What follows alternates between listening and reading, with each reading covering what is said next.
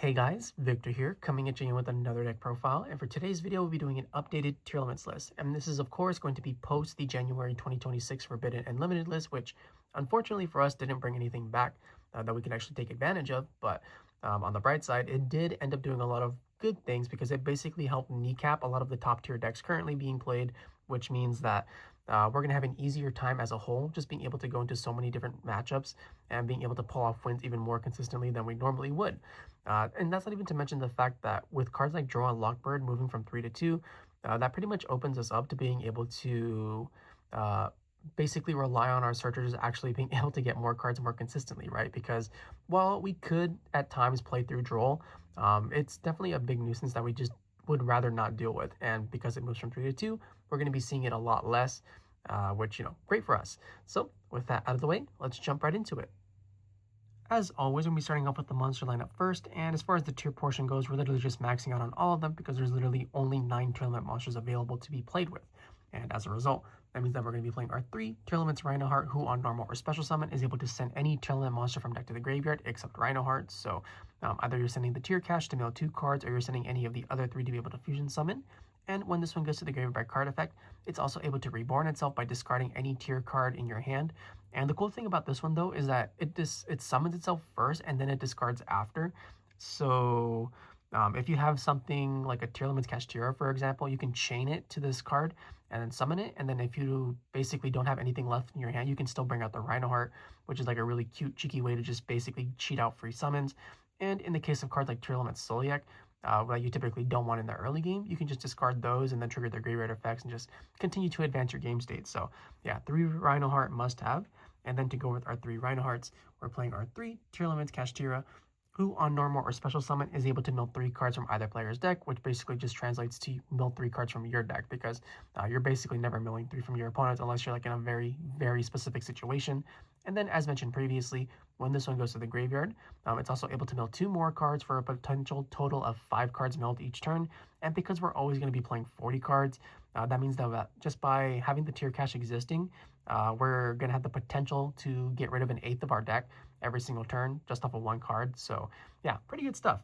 And then for the 1 of tiers, we have the 1 of Scheiren, the 1 of Havnis, and the 1 of Merrli. And these are all the ones that allow us to fusion summon whenever they go to the graveyard by card effect, and potentially mill 3 cards if we meet the proper conditions. But that's it for the Tearlament monsters. As I said, we're literally just maxing out on every single one available to us, and these are the only ones available to us. So yeah, seems like a no-brainer. Then for the other cards to just help the deck out a bit, we have our 3 Ash Blossom and Joyous Spring, which is literally just in here to stop the Mole Charmies from affecting us too harshly. We have 2 Fiendsmith Engravers. We're not committing fully to the Fiendsmith engine, but this is probably still just like the best splashable engine, as the rank 6s that it provides us with being the DDD Wave High King Caesar, which provides us the double Solemn Warning, or the Pilgrim Reaper, which is literally just Kelbeck and Agito at home, which translates to both players mill 5. Definitely just help out the deck so much more and just round it out to the point where as long as you get 2 level 4s on the field, you have a chance to be able to try and play the game. So yeah, 2 Engravers, perfectly fine. And then for the other monsters, we have our Performage Trick Clown, which is just a good generic level 4 monster to come back for rank 4 plays. Beastking of the Swamp, which just allows us to go into cards like our Rucolos if you happen to play it, or Kaleidoheart, and even something like the Fusion Grapha, which is something that this deck does sort of lack because we don't really have like an Omni Negate, and that's as close as we're going to get to one. So yeah, 1 Beastking, 1 Mudora the Sword Oracle, because you need some kind of graveyard control, and this one just has slightly better stats than Keldo. 1 Glow Up Bold, as it's just another free body that lets us mill a card. And then lastly, we have the 1 Helshaddoll Hollow, which also allows us to just mill even more cards, and as well as give us access to cards like Helshaddoll Window, which can sometimes, depending on the match, just straight up win the game. So yeah, with that, that's the monster lineup, and now I can finally move on to the spell and trap portion of the list. Now that we're on the spell and trap lineup, we're going to be starting off with the 3 of spells first, and as a result, that means that we're going to be playing our 3 Primeval Planet Perlereino, which, I mean, it literally just does everything for the deck, right?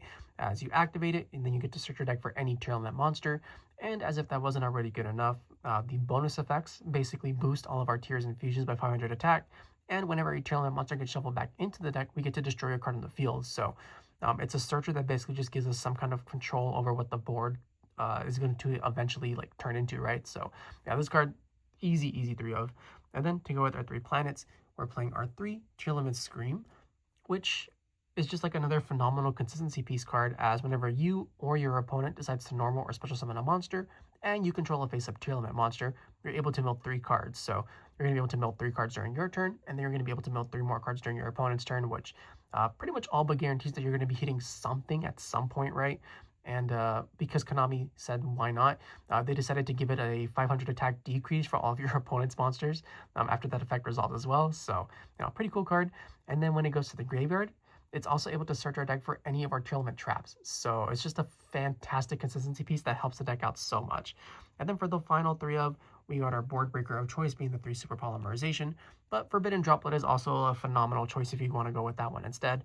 It's just, I feel like this one basically just beats up most matchups single-handedly. You are going to be struggling against like Vanquish Soul or K9 or just any decks that have like multiple attributes and types, but that's fortunately for us not very many decks in the current format. So we'll gladly take a card that helps us win like 95% of the matchups, even if it is horrendous into those specifically 5%, right? So yeah, 3 super polys, and then we don't play any 2-ofs, but we do play a couple of 1-ofs just to help the deck even further. So we have the 1 Foolish Burial to be able to send any monster from our deck to the graveyard, 1 Foolish Burial Goods, which sends any spell or trap from our deck to the graveyard, 1 Tearlaments Grief, which special summons any Tearlament monster from either our deck or our graveyard, and then all we have to do after that is send something with the same type or attribute from our field to the graveyard, which isn't really that big of a restriction because we can still send whatever we happen to summon off of this, right? So if you summon like a Tearlaments Reinoheart, for example, you can just send that to the graveyard and then trigger its graveyard effect to come back, which basically means it's a free summon for no reason.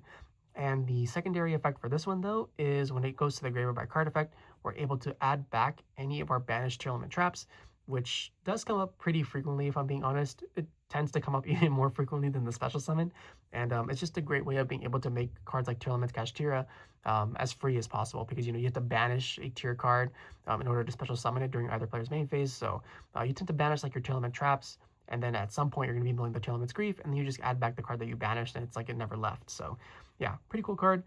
Then we have our Triple Tactics Talent and our Call by the Grave to help us deal with hand traps a little bit more effectively. We have the 1 Fiendsmith Sanct, which is literally just here so that we can basically go into our Fiendsmith engine whenever we want, without having to commit to a rank 4 in the form of Evil Storm Excited Knight. And this is going to be the only card that we're going to be searching off of our Fiendsmith engravers as well. You could play Tract, but then at that point you're going to have to play cards like Fable Lurry, and I hate that card. So yeah, I'm perfectly fine with just having a Hornet Drones that still gives me full Fiendsmith combo no matter what. And then for the final 2 spells, we're going to be playing 1 Terraforming and 1 Reinforcement of the Army. So I'm not going to sit here and tell you that these cards are like phenomenal or anything, right? But instead, I just want to showcase these right now because of the fact that Droll and Lockbird ended up getting hit. So what I mean by that is, as Droll and Lockbird continues to move down the list and hopefully eventually gets just straight up banned, cards like Terraforming and Reinforcement of the Army just becomes even more effective because these are cards that we used to play in the past, but we basically cut them because of the existence of Droll and Lockbird, right? As we wanted every single one of our searches to do something immediately, and these cards had to basically give us a little bit more of a setup. But yeah, I mean, like, as the card continues to move down, these cards become even more effective and just generate even more consistency, which we are going to just be eternally grateful for, right? So yeah, just something to consider. You don't have to play these right now, but in the future, as Droll moves down, it's definitely something to be like something to consider about. So yeah, 1 Terraforming, 1 Rhoda for now. Then that's it for these spells. And for the traps, we have our 2 Tearlaments Sulliek to be able to negate monster effects. And when this one goes to the graveyard, searches out any tier monster. 1 Tearlaments Metanoise, which basically acts as a copy of Book of Moon / Foolish Burial combined into 1. And when this one goes to the graveyard, it lets us add back any of our tier monsters in the graveyard, which is just great for allowing us to get back cards that we would normally struggle with, such as like Tearlaments Kashtira, right? And then lastly, we have the 1 Trivikarma, which when it's in the graveyard, we can just banish it to search our deck for any spell or trap that mentions Visa Starfrost, which just so happens to be every single Tearlament spell and trap. And with that, that's the main deck. Should be 40 cards like always, and now we can finally move on to the extra deck. Now that we're finally on the extra deck, we're going to be starting off with the Exceed monsters first. And the first guy we're going to be talking about is Evil Swarm Excited Knight. We don't really care about the pop effect, truth be told. We literally only care that it's a generic rank 4 light fiend monster to be able to access our Fiendsmith engine whenever we want. But there are very certain situations where you do end up making this, especially if you're like falling behind just to clear the entire opponent's board. But yeah, it's basically just there for the Fiendsmith stuff. Then for the other guys, we're playing one Time Thief Redoer, which is probably one of my favorite rank 4s in like the Tearlament deck, just because it basically allows us to trigger our Reinoheart or our Scheiren whenever we want, because this one actually detaches as part of the effect. It doesn't detach as part of the cost, so it will be able to trigger cards like Scheiren and Reinoheart. And that's in addition to having 3 very solid effects too, right? Where every standby phase, it's able to take the top card of the opponent's deck and then attach it as a material, and then depending on what it has as a material, it gets different effects. So if it has a monster, it can banish itself until the end phase. If it takes a spell, you can draw a card, and if it takes like a trap, you're able to take any of your opponent's face-up cards and put it back on top of the deck. So yeah, this card just becomes like weirdly broken out of nowhere depending on what it takes. So yeah, one Redoer, perfectly fine. Then for the final rank 4, we have the number 62 Joyous, the Timeless, which is like another just great consistency piece, as we don't care about the boost effect. We do use like the reborn effect every now and then, but the one that we tend to go for the most is actually the draw to discard one, as there are plenty of cards that we typically don't want in our hand, right? So any of the monsters that we play just like got one copy, like the Helshaddoll Hollow or the Trick Clown, and then we also have spells and traps like Tearlaments Scream, Sulliek, Trivikarma, that we'd very much prefer in the graveyard to get their graveyard effects. And this card just allows us to do that as simply as possible, while also just generating even more advantage. So yeah, one Joyous, great card. And then for the rank 6s, we have the DDD Wave High King Caesar, which is just a double Solemn Warning, and the Pilgrim Reaper to be able to mill 5 cards. You basically just make each one depending on what your hand looks like and what your opponent is playing, right? Because if your opponent is playing like a mill deck, or you're playing like a mirror match for whatever reason, you're obviously not going to make this, because you just may end up helping them in the long run. So you just go for the Caesar and then just negate their plays instead. But yeah, perfectly fine as is. That's it for the Exceeds though. And then for the links, we have the one Fiendsmith's Requiem, which is what we're going to be making with our Evil Swarm Excited Knight to go for the full Fiendsmith combo. The one IP Masquerena as our ideal end board piece. And as for what we're going to be making it with it, we have the SP Little Knight, of course, as just a great generic piece of removal and a general nuisance whenever it's on the field. And the Sprite Sprint, which is making its return, as this is basically just there to allow us to go into a Merrli fusion summon whenever we basically want. So yeah, both are fantastic options, but more often than not, we're going for this SP Little Knight. But there are certain situations where you would prefer the Sprite Sprint instead. Then that's it for the links. And for the fusions, we have the one Helshaddoll window to be able to take advantage of our Helshaddoll Hollow, Necroquip Princess to be able to essentially just make sure that we can go for our rank 6 play whenever we want. Which, I mean, we only play the 2 engravers, so I guess technically we don't even really need this, unless for some reason like one of our 2 engravers gets hit by like a Bestial or something, right? In which case you will absolutely need this card to be able to go for a rank 6 play. But in a lot of situations you typically don't need it, but it's better to have it and not need it than to need it and not have it. Then we play our Super Poly targets in the form of Mud Dragon, Garura, and Predaplant Dragostapelia, in which even if we weren't playing Super Poly, we would still be playing these because we just make them naturally throughout the game anyways. And then for the cards that we typically summon off of the Beastking of the Swamp, we're only going to be playing one this time, and it's going to be the Grapha Dragon Overlord of Dark World. As, like I mentioned, at some point in the deck profile, this is basically just going to give us a soft Omni-Negate, but not really, as if our opponent decides to activate a normal spell, a normal trap, or a monster effect, we can simply change that effect and we discard a card instead. And you know, that basically means that we can get rid of cards that we don't want in our hand once again, to be able to just put them in the graveyard and then have them trigger in there. And then for the final card, it's of course going to be Tearlaments Kaleidoheart, which is going to be our boss monster. And the moment this card comes down, it's just like a general nuisance to deal with, because it's going to be giving us so much advantage over the opponent, right? As on special summon, or whenever a Aqua monster is sent from deck to grave, you're able to target a card on the opponent's side of the field and shuffle it back into the deck. So, you know, just a great disruption piece. And whenever it goes to the graveyard by card effect, it's able to reborn itself once per turn and then send any tier card from your deck to the graveyard. So, yeah, basically it becomes a foolish burial for literally anything, and then you just out-research your opponent way too much. So, yeah, this card, fantastic.